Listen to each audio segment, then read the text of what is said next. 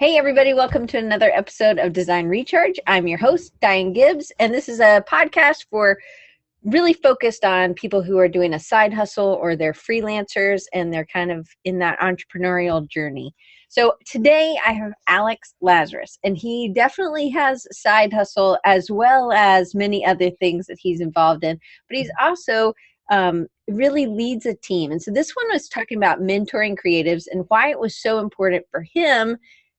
Because maybe he didn't have a great mentor, and so he wants to be that person. But he also leads a team of creatives, and that's something I think if you're a freelancer, if you're doing something, sometimes you have to lead a team that you're not necessarily sitting next to, or you have to lead your team because that's your company. So anyway, hopefully you guys will get lots out of this one. I am super inspired by Alex's story, and so I can't wait to share it. So Alex, thanks for being here.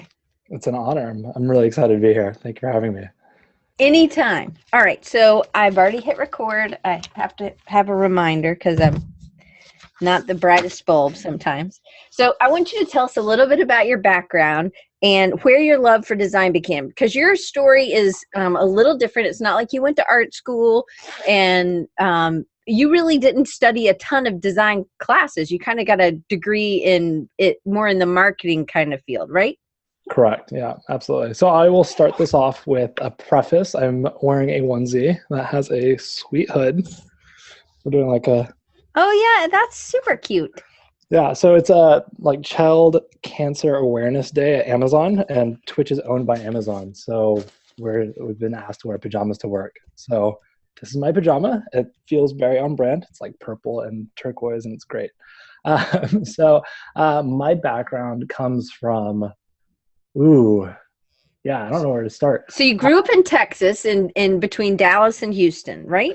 Yeah, so I grew up in Houston. I spent most of my life in Houston, so I'm used to the heat and the humidity, the hardships and stuff of Houston, which is great. I love it.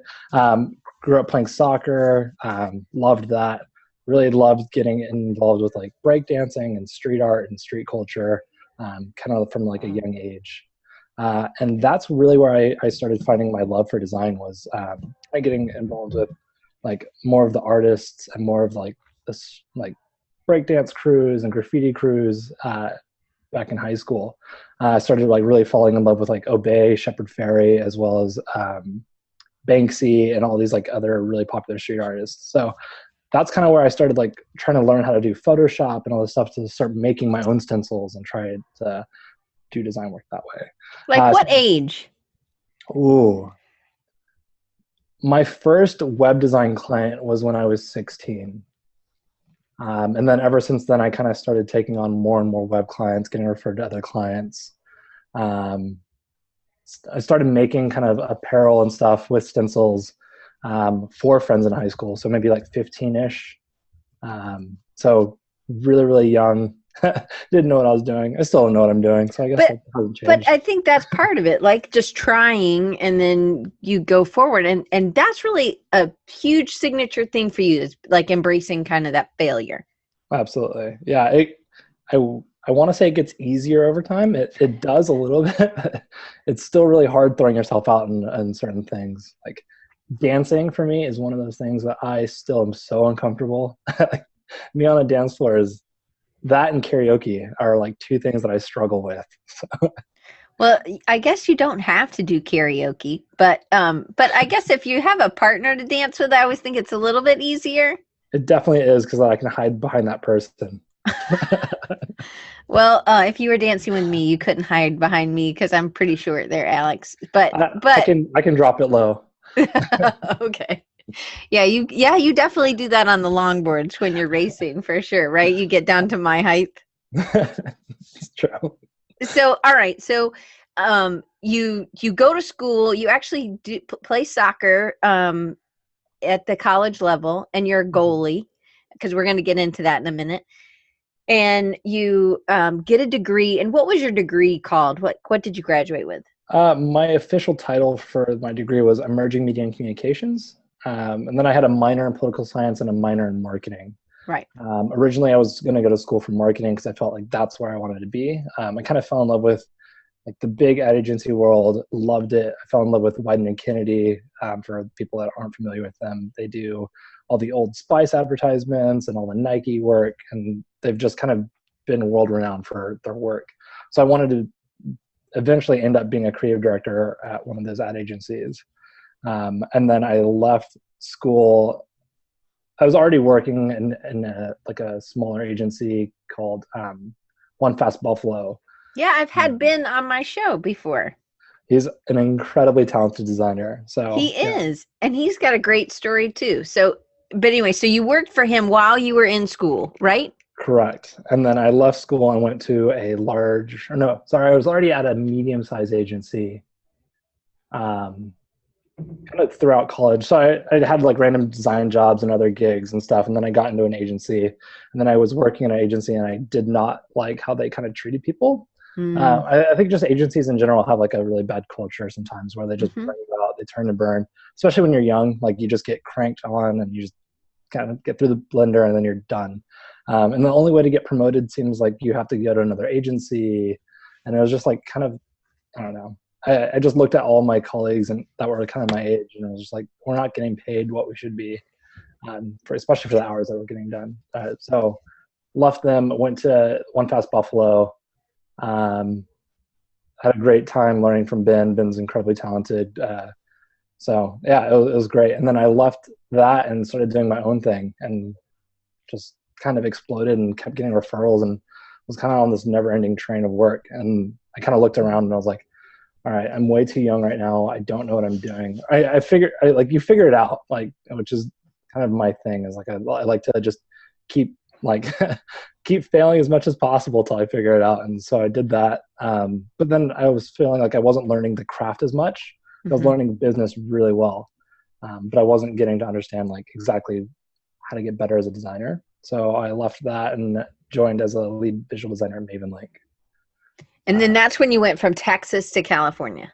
Correct. Yeah, absolutely. And you were really kind of managing the brand of the marketing side. There was a guy over you who did marketing and something else, products. Yeah, we had a design director who overlooked like our marketing team's design work, and then our product team design work as well. So he kind of oversaw both of us, or both departments. And so I kind of got to lead all of our marketing teams, like designers and all our collateral, and really kind of be the creative director within that organization without necessarily the title. So and that was great. So that was going from agency to in-house. So that was a big change. Absolutely. Yeah. It was actually going from me leading my own kind of studio into in-house, which is definitely a huge change whenever you're like working incredibly long hours. Like I think I was working on average 85 hours a week or something like that. It was pretty gnarly. Well, you're working for you, so you got to do it. And so, yeah. Yeah, exactly. You never know when the next paycheck is going to come in, especially when I was art directing for an agency called VML, which is just bought Rockfish. So they're national and they're huge. Love them. The work was great. But they have like a net 40 pay period. So you have to wait 40 days before that first paycheck comes in. And the work typically takes all your workload for the next 2 weeks. So you're essentially out. And typically I run like a net 7 pay period. So you just have to like hustle and try to take on as much work as possible so you can pay your bills. Right.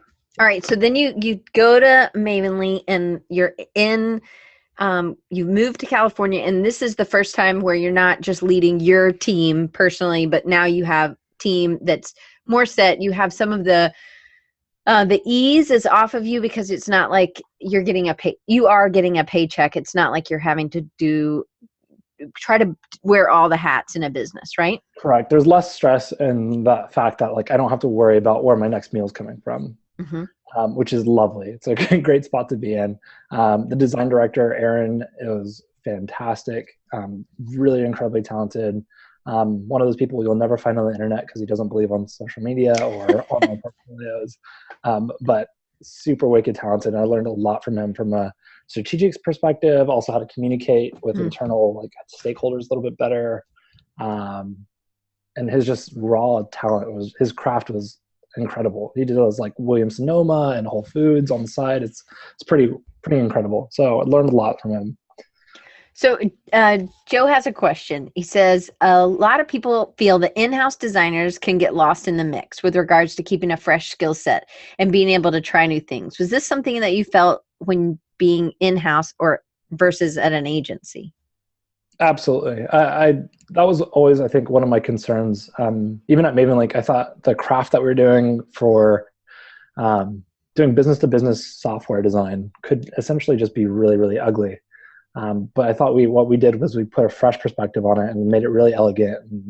And, going to like Epicurrents and other stuff where all these high quality designers are like, oh my God, I love your product. I love your design work. It's great. It feels really good.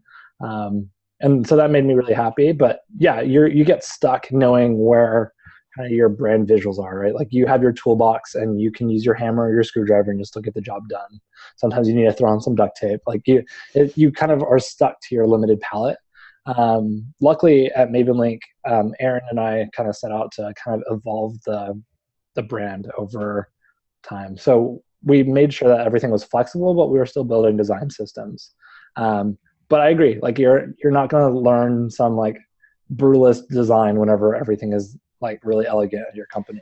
But that's where that side project and that side hustle really comes into fueling you, because sometimes just having that paycheck can be a relief. And I feel like that's where a lot of people are who are here. They have a full-time gig and then they're doing a side thing. So what, I guess with Twitch, because now you're not at Maven Link, you're now at Twitch, and you're kind of doing the same thing kind of over the brand, but you have it's a more flexible place, right? And my mom just came to say, hey Mom. Hi Mom. We got to keep it clean for her, remember? So yeah, she always hates when I say that, but anyway, so I was about to curse earlier and I was like, oh, I need to be good. It's gonna be very hard for me. But like, what do you think?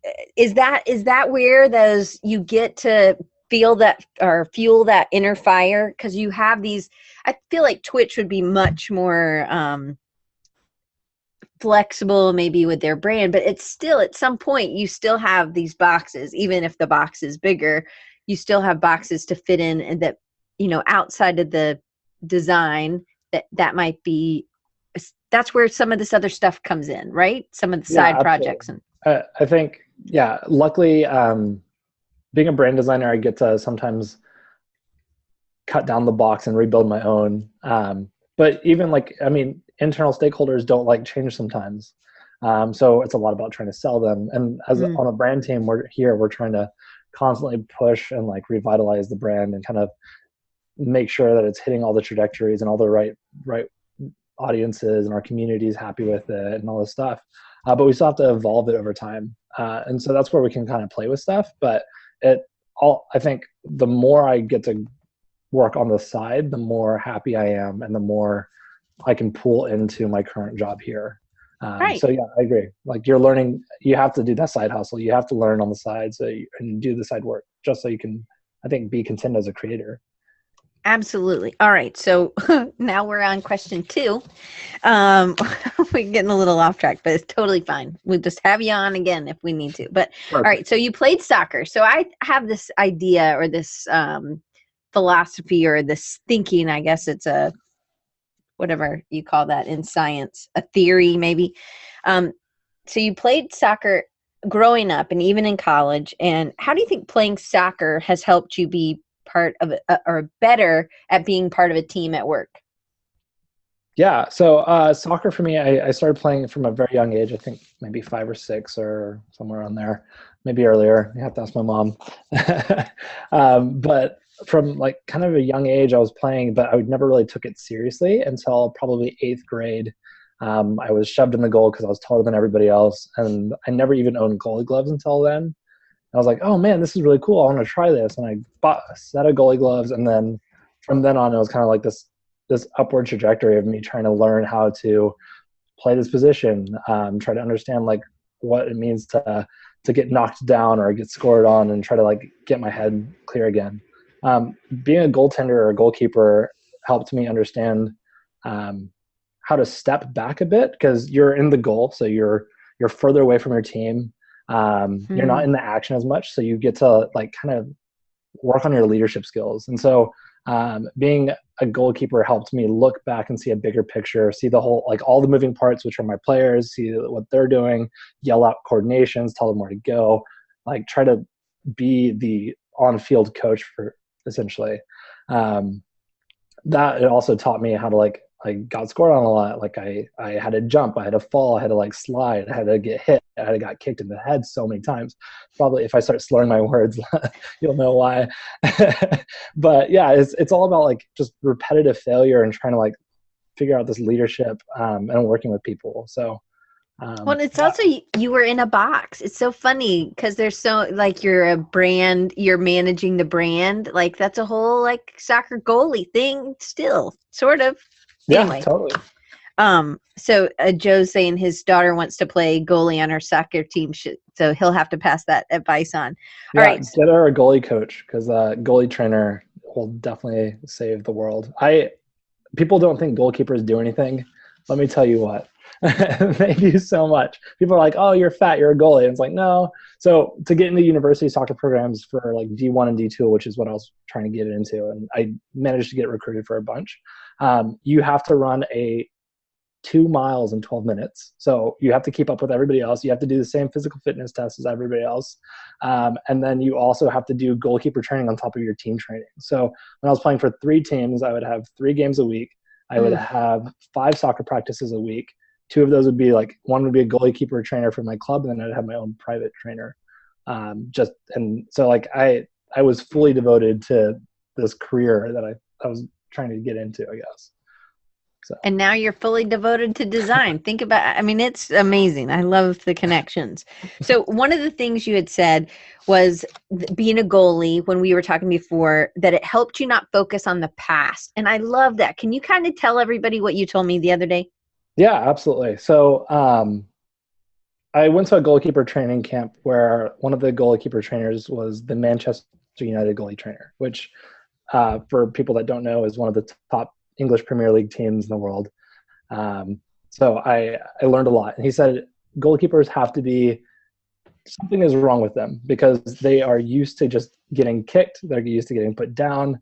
But essentially what you're looking for is moments of delight. And I think the term moments of delight is such a great way to describe being a designer, because you can struggle for 12, 15 hours, 25 hours, 40 hours on a project, and you'll be floundering in this pit of despair. And then there'll be that trigger point where it's automatically like, wow, this is actually somewhere cool. This is great. And then just like latching onto that feeling. So just like that in design work, like, and goalkeeper, like getting scored on, you have to keep a short-term memory. Like you could have a client call that one day that just like they lay into you and you're just beaten and you're just put down and you just don't know how to react. So you just have to get over that. And like the next day is a new call, and the next call is a new call. It's like every day you just have to keep that mindset. It's like, that's a different day. That was a different meeting. That was an hour ago. That's 30 minutes ago. And just try to like refocus and like bring back some positivity. Because if you keep focusing on the negativity around you, you are going to constantly attract negativity. And you're just going to constantly just be beaten down. And nobody wants to work with that guy or girl. So, all right. So you told me I could ask you about this, and I feel like it connects with what we were just talking about. Yep. That you grew up with dyslexia, or something you still have, right? Something you're always figuring out ways. So it is about being positive. It is about every day there, there's going to be a new challenge. There's going to be something. And so really it was a mindset from way early on. It's also coping. A lot of times I've read a bunch of books, either by dyslexics or these entrepreneurs there, because they're such great thinkers, because they think differently usually, and they also have to solve problems differently. And I think it makes a really strong person, to be honest. I know it's a huge challenge, and I think it does for you as well. I think you would say that this is kind of like an ace in your back pocket that you didn't really realize that was going to be, but it really taught you to look at problems differently. And I think that's why you're a good designer. I also think it's why like on the Adobe Creative Jam, everybody was partnered up except Alex was like, I think I'll just do it alone, because and nobody would think that they could do it alone, but you were like, I think I can do it, and you did it, and I thought your piece was rocking awesome. Like, I was so impressed with it, and we'll show that in a minute. But so, do you think dyslexia has been I don't know, because that's from way early on. Do you think that's been something that's been like this reminder and something you've had to, that's been an ace in your hole? Yeah, absolutely. Pocket? I think dyslexia, for a lack of better words, I think has been an advantage for me. I think so. I struggled with it, so it was really hard as a child, and I got made fun of a lot because we do, like, I don't know why people ask like young kids to publicly read, but that is a terrible idea. I hate that. So I did public reading. I still struggle with public reading. Like, I'll be streaming on Twitch, I'll be doing design work, and I'll be like reading chat, and I'm like, I'll just read that to myself. Like, I can't just, it's such a struggle. And yeah, it was definitely tough.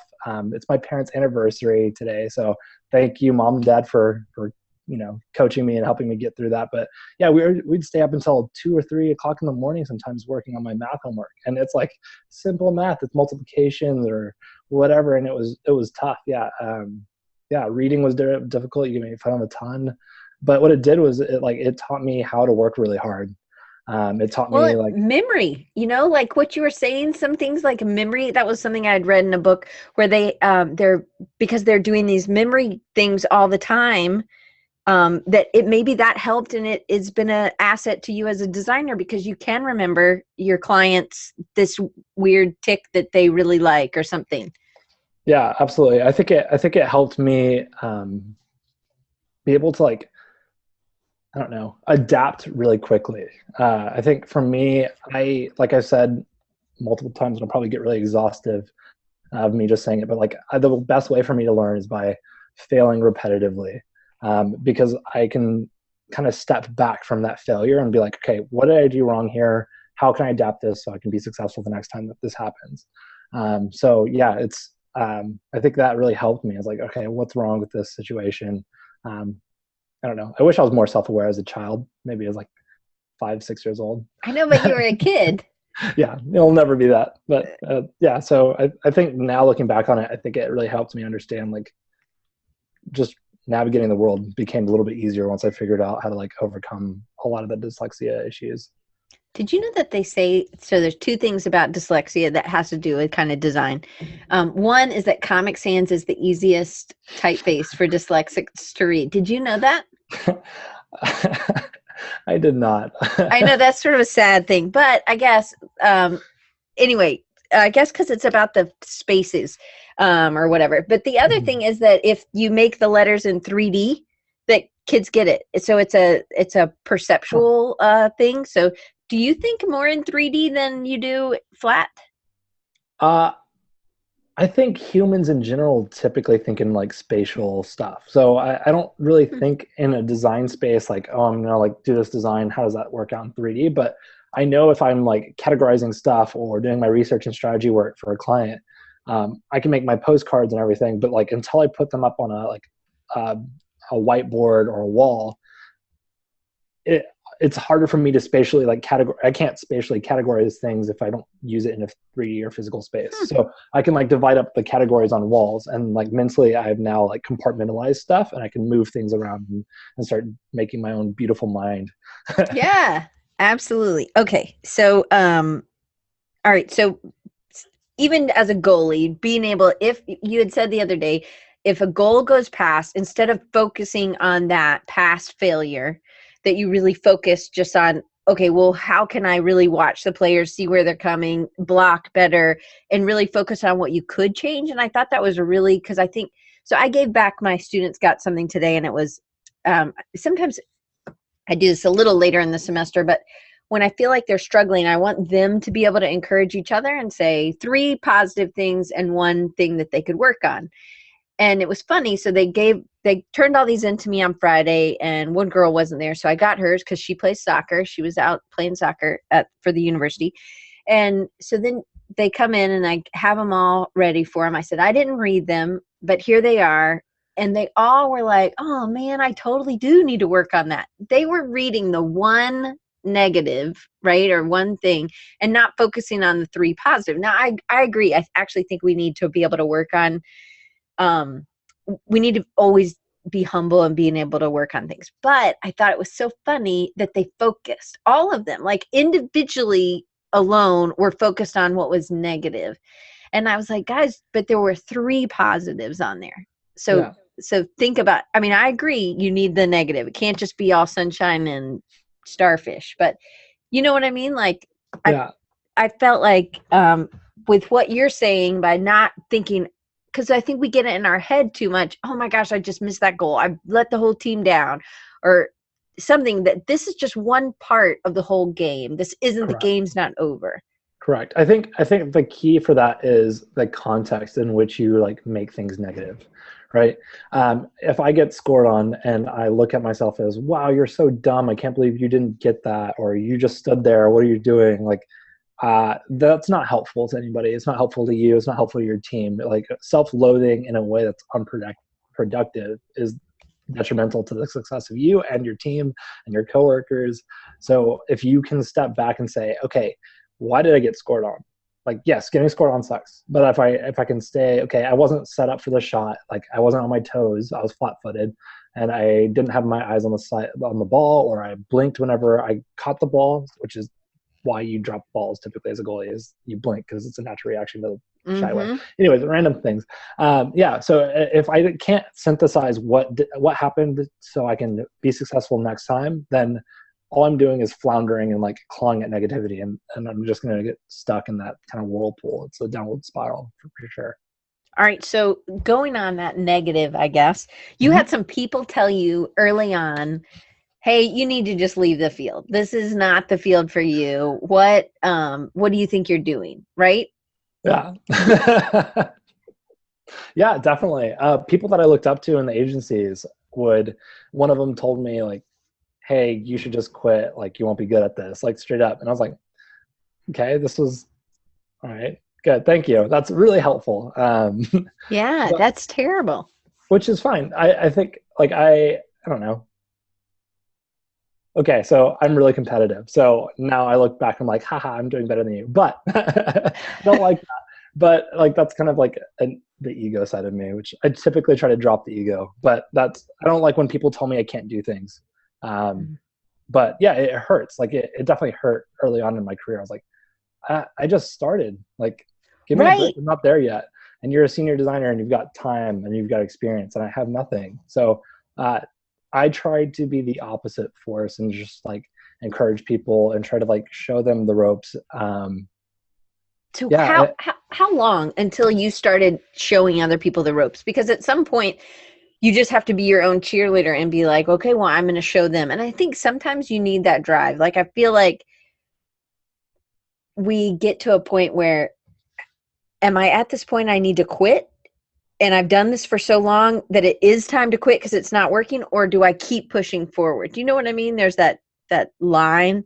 Yeah, absolutely. I think early on, like even in soccer, I was bad. I was so bad for so long.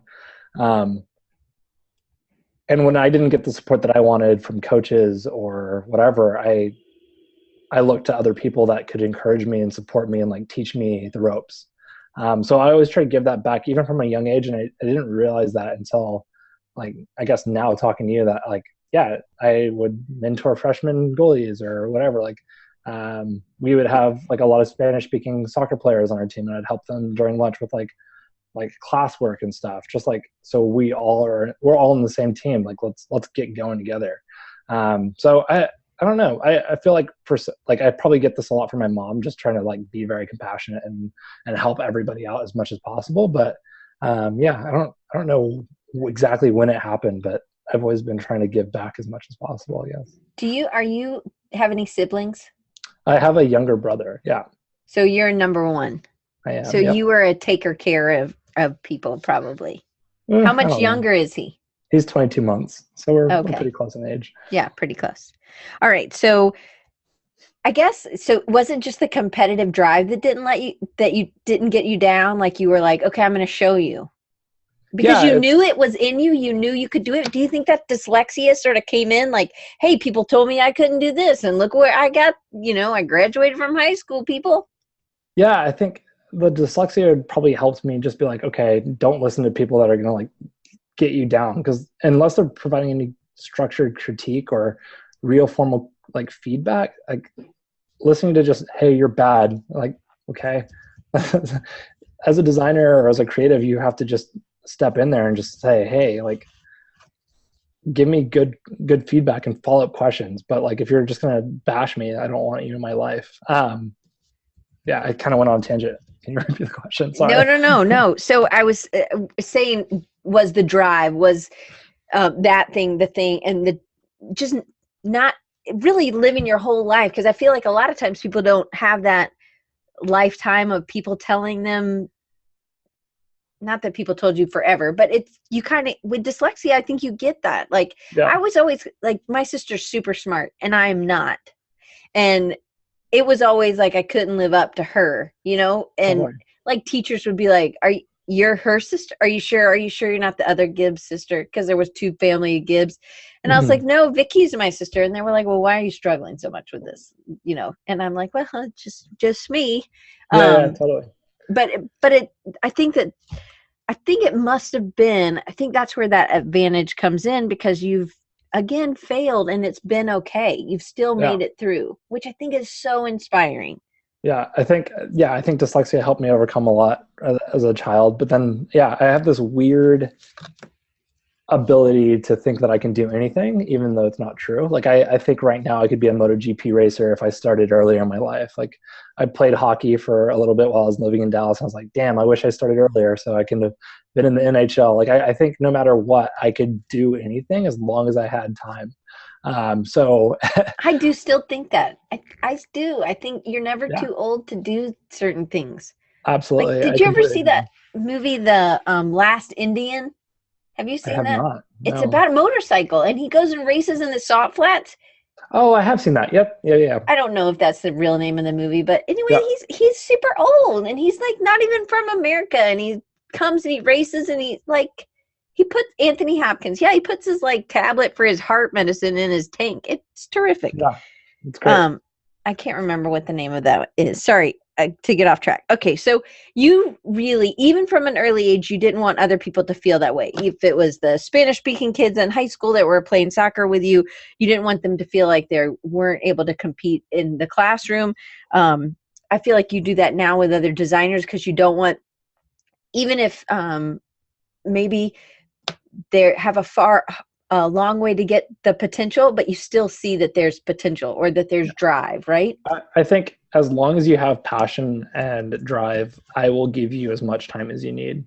I get turned off by people that want immediate success. So like people come up to me and go, how did you do this thing? Yeah. I'm like, what do you mean? I was like, you want me to start like 6 years ago? Like where is it? Right. So, but if you're like, hey, I've been like looking at this stuff and I've been practicing on my own, I don't get it. Like, can you help me critique this stuff or like work on this or change my portfolio to sell a better story? Like I'll give you as much time in the world. But yeah, people that are just like, I haven't even Googled this yet, but like, I would love to do this lettering thing. I was like, oh, go look up Shauna. Like, I don't know how to do lettering. Right. Shauna's saving me every time. So, yeah. Hi, Shauna. So Shauna says people always want the shortcut, and it's true, or they think that it's in a tool, but it really is in practice. And that's why even with like longboard racing or motorcycle racing, you have to get out there on the track and practice. You can't just show up on Saturday. And that's why I'd say, I'm in the South, and you know how it is in Texas, and football is really important. And it's like I say, if this is what you're going pro in, how can you expect to be put in the game on Saturday if you're not practicing Monday, Tuesday, Wednesday, Thursday, Friday, right? Totally. Absolutely. I'm so guilty of that right now with skating. So you got to get out there and skate. I would think it would be hard to find places you could skate. Yeah. Because it's like roads. Yeah, it's roads. Yeah. It's not like there's a track. That's true. So maybe that's a little okay. So you told me about desensitizing yourself and by embracing change, which I think we a lot of times don't, but you're really good at embracing change, embracing failure, and even getting hurt. So can you kind of go into a little bit how you desensitize yourself so that maybe we can do that too? Yeah, absolutely. So I think like we were talking earlier, just embracing that failure. Like I said, I learn by doing. So I if somebody tells me something, I don't get it really from the start. If somebody shows me how to do it, I might get a sense of how to do it, but I won't understand it until I really start practicing it myself. So just like learning a new design thing, you just kind of you keep trying it. And like the other day, I was really leaning on Shauna for some lettering stuff, and she came full force helping me, and it was awesome. She's been a great mentor for lettering, and I have no idea what I'm doing still. But like, yeah, it's just about trying it and exploring it and seeing what's wrong. It's like, how does she do it? Like, how does she do her letter forms? And just, yeah, it's just practice and fall and then ask the people around you that have more experience. It's like, what am I doing wrong? Like, this is what I think I'm doing. Is this correct or not? Like even this weekend, I've skated this road probably 6 or 7 weekends. So like probably hundreds of runs. And I kept crashing in one corner and I had no idea what I was doing wrong. So I went to Billy, our team manager, and I was like, I don't know what's going on. Please help me. And he was like, yeah, your setup is completely wrong. I was like, huh, that's it. That's the issue. So yeah, I shouldn't have been crashing. And it's always great to help people out and get that help back whenever you keep failing. So I think that's something you're good at being both places, asking for the help, but also being able to be that for somebody else and giving that. So I think that that's super important. Um, do you think anybody can do that? Anybody can desensitize themselves? Yeah, I What's think the so. hardest part for people? It gets the ego, Hmm. which like I said, karaoke and dancing are not my things because aesthetically and But you're not sound. making money at either of those things. So these are if karaoke and dancing would be hobbies for you, right? Yeah, I think it's just like to me, those two things are just things that I struggle with, like social anxiety and aesthetics of how I look doing them. And I think it's an ego thing, right? Like it's not like it's going to be the end of the world. Like I should be able to enjoy that. But for me, it's like, it's the ego part of it. It's like I'm bad at these things and I don't want everybody to see it and it's embarrassing. So I think for me, like it's easier for me to like feel like I'm failing at design and like get help because I need to, because I need those things are directly tied to my success.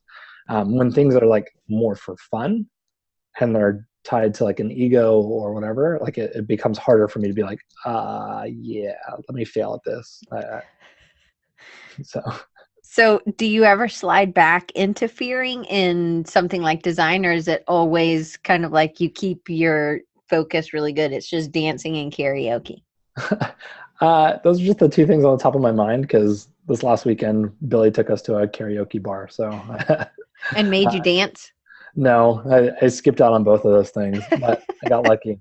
Yeah, I don't know. For me, design is not stressful to me. Design is fun for the most part.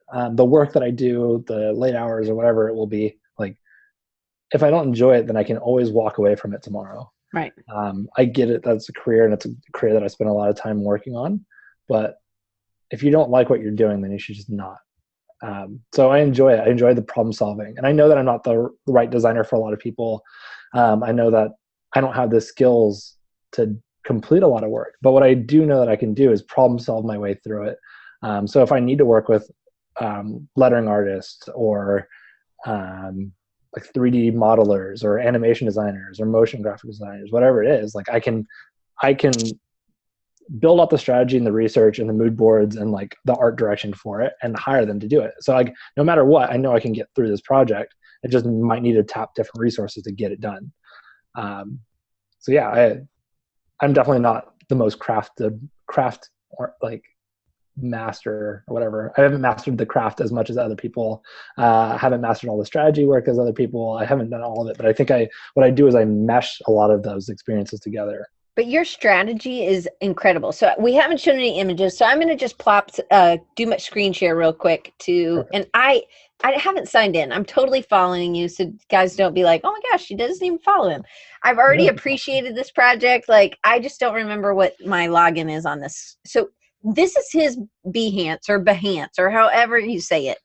And I love this. So this is really one long graphic. I love how you put this in. I'm going to tell all my students to do this because I think this is absolutely brilliant. And you can actually, I can see your progression because I looked at some of your earlier stuff and this is so nice. Okay. But one of the things I love, so you that have the etymology, right? Is that how you say that?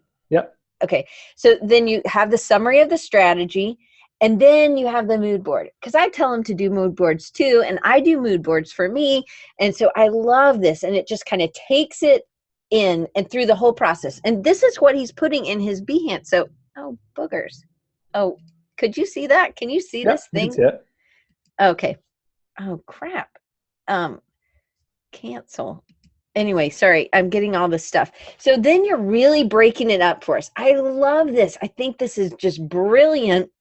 And this is where your strategy, to me, is so inspiring. And it comes in and it's like putting words where we just make decisions. And sometimes, but it's really strategic. And I love that about this. And I love the type you used as combinations. Anyway, just love the whole thing. And then you're putting it on things, which I love. Yeah. That signage, if you scroll up really quickly, I think the good key to knowing if I've nailed it out of the park, I was on the call with the capsule owner and I was presenting all this stuff. And when I showed him the lockup of the logo on the signage, he started like crying. It was great. He's like, I can see this happening now. He's like, I know that my company can be a success. I know I can get there. And I think that is like one of the most powerful things that I can do for a company is help them reach their goals or their business.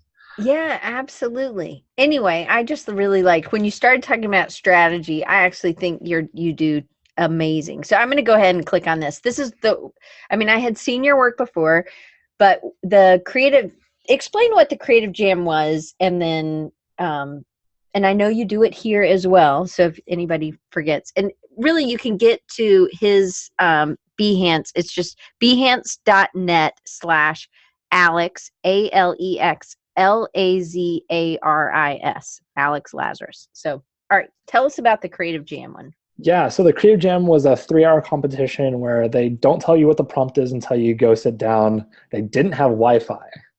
Oh.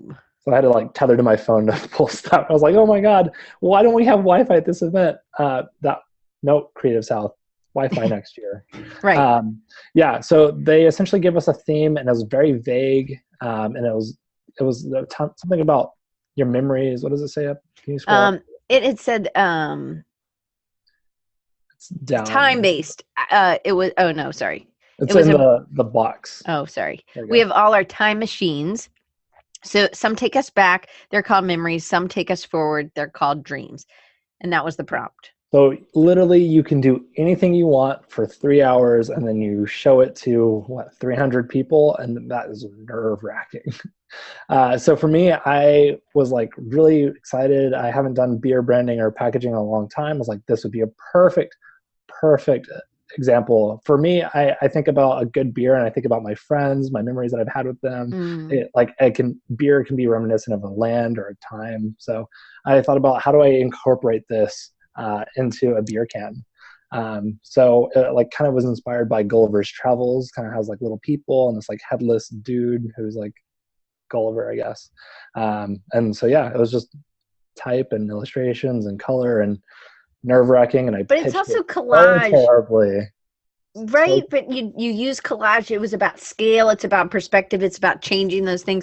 And it was absolutely beautiful, but it was also limited color. You chose to limit your color palette, which absolutely. I think is amazing, terrific. That was a great choice because it really stood out. And also you chose to actually implement it. Just like the guy at Capsule, he was like, oh my gosh, now I see it. Now it looks real. Yours actually looked the realest of anybody's.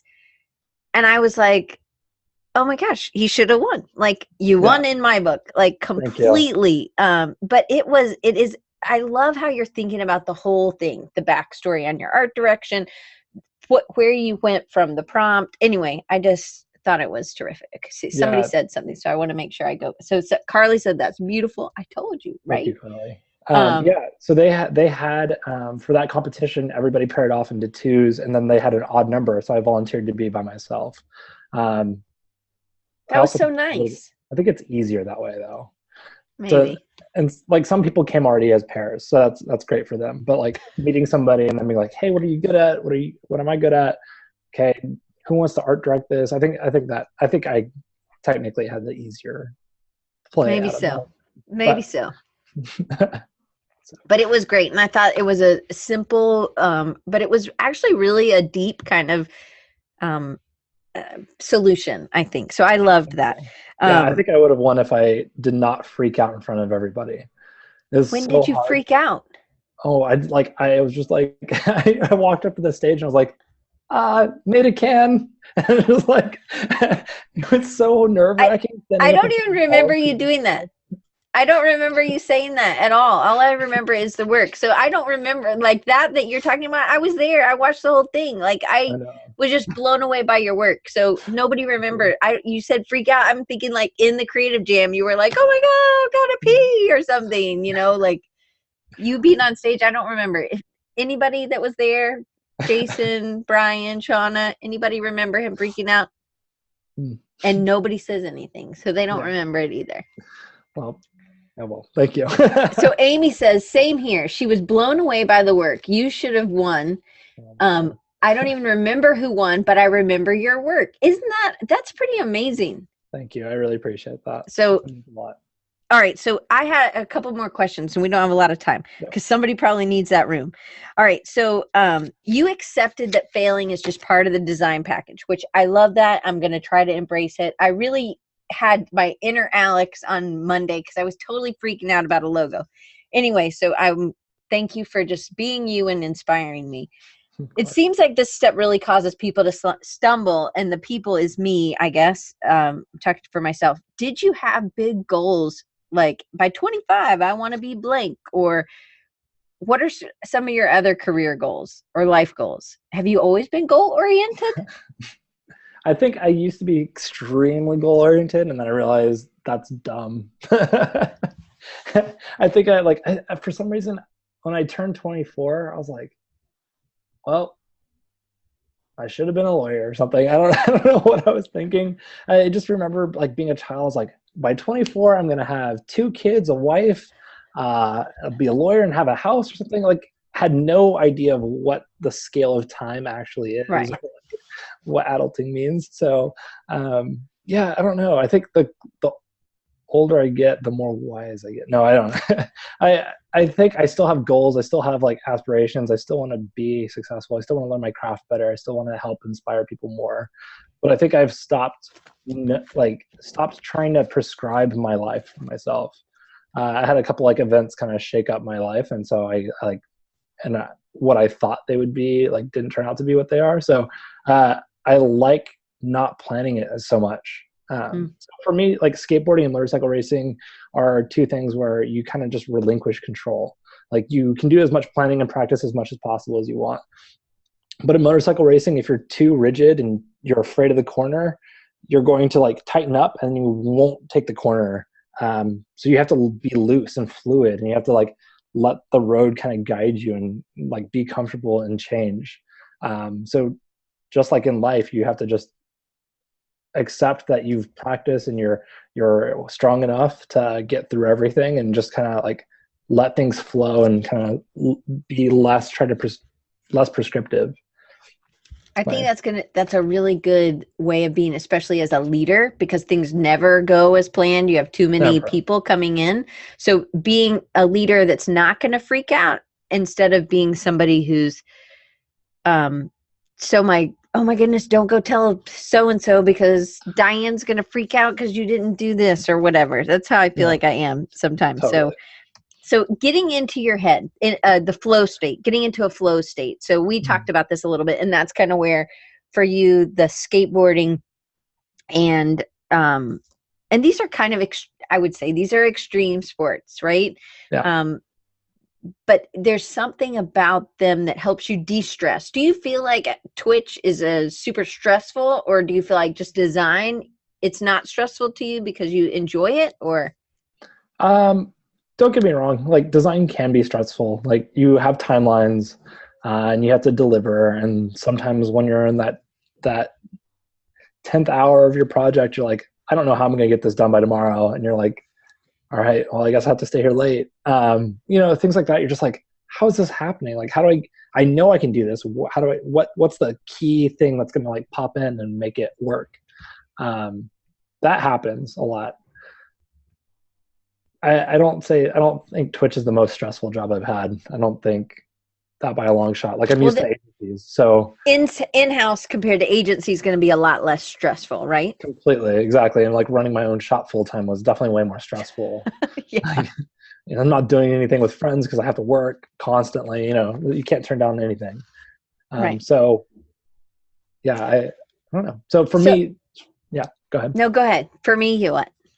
For me, doing these sports and these travels and stuff for me is a way of looking for inspiration or like calming my brain down a little bit so I can like not focus on design all the time. It's really easy being a designer. You're constantly bombarded by stuff. You're looking at advertisements, you're walking down the street, you're looking at logos, you're looking at restaurants, you're looking at the branding, you're looking at color palettes, you're getting bombarded all the time. And while that's great, it's sometimes good to step away. Like people do running a lot. Like running is a great way for me to just like clear my head and let things kind of flow and not pay attention to as much. So anything I can do to get my head out of the normal, how do I move this around, how do I do this, is ideal for me. So that's that flow state. That's what you're talking about. That it's kind of a rest for your brain. So with the extreme sports, it's like if you're not really paying attention, you will crash, you will fall, you could get hurt. So it's really important.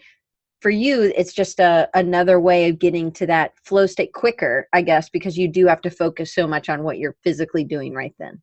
Absolutely. Yeah. If like we'll have a warm-up lap or practice morning session for motorcycle racing, and it's at 7 a.m. or 8 a.m. It's 8 a.m.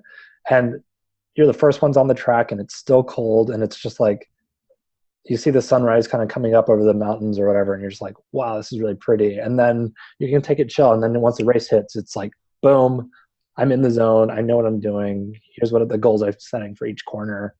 And yeah, kind of just stop focusing on it.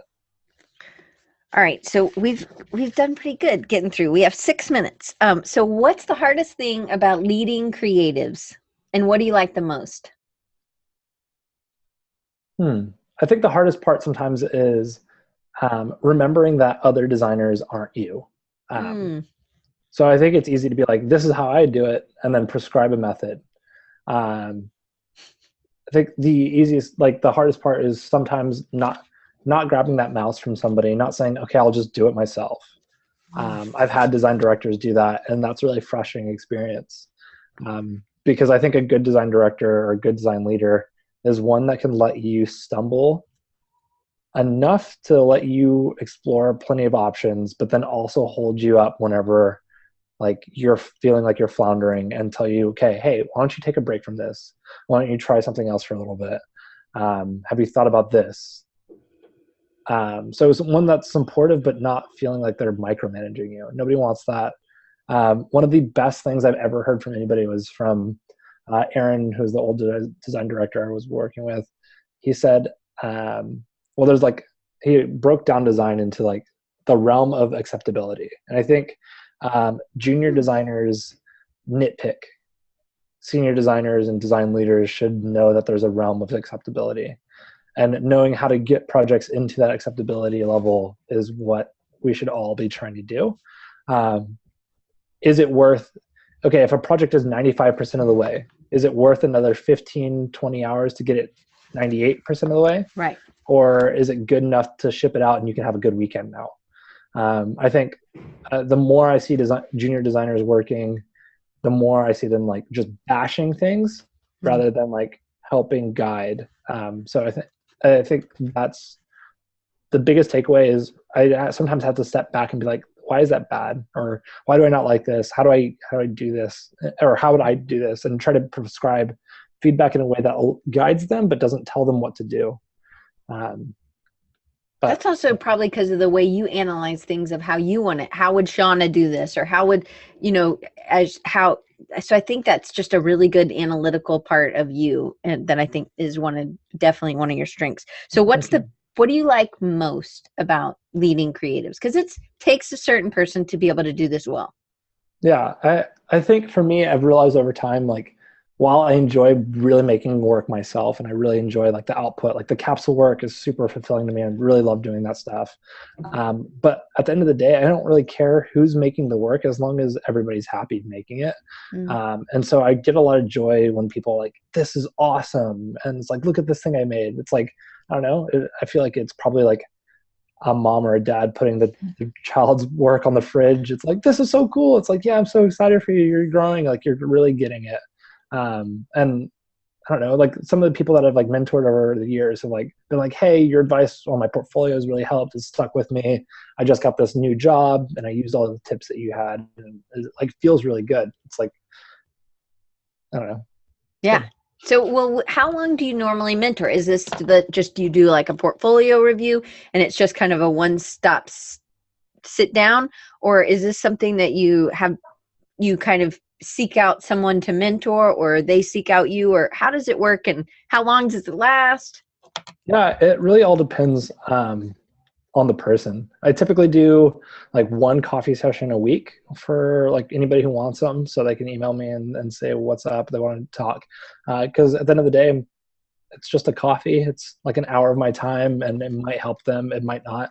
It depends on them, really. Like I can give as much guidance as they want or not. But like I said earlier, like if you're not putting in the effort and you want me to just do your work for you or just want me to get you a job, I can't really help you. But if you are like, hey, I've been practicing really hard on this, like what can I do? Like I feel a lot of empathy for that, and I want to help that person as much as possible. So I've had people for 6 months, a year, some people one time. So it just depends. So if I think this is something that we should be doing more of, either you having a mentor, like I think we all need mentors, but I also think we need to mentor. So you're never too old or never too young to do either. You can have a younger mentor, you can have an older mentor, it doesn't matter. It's about where they are in their place, right? Absolutely. I call Matt Hay and Jondon from Four Fathers Group all the time. Like, yeah, those guys are so lovely, and they're hyper intelligent, and you had them on the show, and they're dialed, and I want to be those guys so badly when I grow up. So yeah, it's lovely to have people like that. Yeah. But yeah. So how do you start that? Like, so if I'm wanting to be a mentor and find a mentee, how do you get that started? And just do it. I don't know. I'm lucky. San Francisco has a group called Cascade SF that I found early on to me moving here, where they have mentor nights. And I was like, hey, I would love to be a mentor here. Let me help you out. I'm just open to do it. So I've had people, because I put like mentor on my Twitter bios and all this other stuff. So people that like come across my portfolio or whatever, I get lots of DMs about it. So I really enjoy like people just reaching out and saying, hey, I like your work. I like how you thought about this thing. I would love to like pick your brain about how I can do it. So just being open and telling people that you do it, I think is the first step for people, right? Correct. I don't typically like reach out and say, hey, let me mentor you, because I feel like that becomes like an ego thing. I've been like really turned off on like the design scene where it's like ego based lately. Yeah. Like especially when they're turning off, like I feel like we're really good about like hyping up people that are already hyped, and Dribbble does that really well. Right. I want to like help the people that haven't been hyped up yet, because I'm still like, I'm not hyped. I haven't used my Dribbble for like a year before this or whatever. Like I feel like helping the people that are underground and just like kind of camaraderie and just good people is what we need more of in the scene, rather than like top Dribbble posts giving away free laptops and stuff. Absolutely. I'm with you on that. I think because there's a lot of really great talent, and somebody might leave the field with this amazing talent because nobody saw it, or nobody believed in them or something. And I don't think it's like, hey, do you want me to mentor you? But I think one of the things we can do is put that on our thing if you're open to being a mentor, if you're open to doing something like that. Absolutely. I agree. So, all right. So we are out of time. You probably have to go and get out of that room. So I want to share with everybody how they can follow you. So I want to make sure everybody knows, do you say Behance or Behance? I say Behance, but I don't think there's a wrong way to say it. Probably is. Probably my way is the wrong way. All right. So behance.net/Alex Lazaris, AlexLazaris. And then on Dribble, and it's Alex_Lazaris. And Dribble has 3 B's. Okay. So being a brand designer, I have all the broken links. Like there's no consistency with my links. Well, you're like competing with your cousin or something, right? Like. Oh yeah, my cousin has Alex Lazaris on stuff now. So then my cousin has my exact name, so it makes it very difficult. That is that does make it a little bit harder. So this here's all the best way you told me to tell people is through Instagram is the best way to kind of keep up with you and your crazy life. Yeah, I don't really put the design work there. It's more of like, hey, look, I'm traveling around the world doing dumb things that moms don't like. And it's just Lazaris, Lazaris. And then on twitch.tv, you have your own channel, and then it's just Lazaris as well.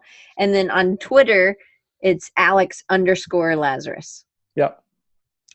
So thank you so much. So one last question. If you had to tell your younger self to go back and do something or go back in time, what would you tell yourself to do differently, and what time period would you would you go back to that 5-year-old be like, you need to analyze this more?